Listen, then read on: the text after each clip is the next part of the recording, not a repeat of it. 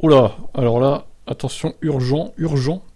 Peugeot préparerait une i208 avec 400 km d'autonomie. Donc ça améliore à peu près de 40 à 50 km, ça dépend du modèle quoi. Parce que les premières i208 c'était 320 il me semble, hein. Ou 330, je ne sais plus. Pour rappel, fin 2021, Peugeot avait déjà porté une série d'optimisation de la i208, avec à la clé une autonomie maximale portée de 340, ah c'était 340, ok.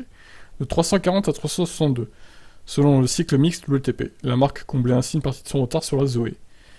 Ah, il reste quand même presque 40 km, hein. Selon ce document interne, cette autonomie sera atteinte avec une nouvelle finition d'entrée de gamme, la Like. On imagine qu'il y aura des roues plus petites, dès 15 pouces, alors que la i208 active a des roues de 16 pouces.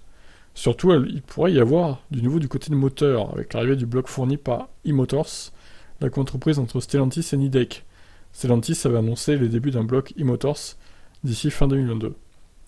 Avec la finition de base, Peugeot proposera aussi une i208 moins chère, taillée pour les entreprises, mais aussi pour les ménages plus modestes, alors que le gouvernement veut mettre en place une offre de location de véhicules électriques à moins de 100 € par mois. Donc ça serait une i208 qui serait lancée à la rentrée. Donc voilà, j'ai le fameux document en ma possession. Évidemment, en tant que fouine, je suis allé voir le forum question. En même temps, ils ont mis le lien dans Automobile Propre, hein, donc vous pouvez aller voir. Ouverture des commandes le 19 août, donc dans 3 semaines.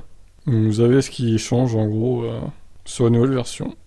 Donc en gros, ils arriveraient à cet exploit, entre guillemets, juste en diminuant un peu la taille des roues et en changeant de moteur. Un moteur qui serait plus efficient en gros, et peut-être moins puissant aussi. Par contre, j'ai l'impression que tout ce qui est en dessous d'octobre, ça concerne les thermiques et pas les électriques. Donc bon, après à voir hein, si c'est vrai ou pas. Nous verrons bien. Allez, je vous laisse réagir, et qu'en pensez-vous de cette news? Ciao!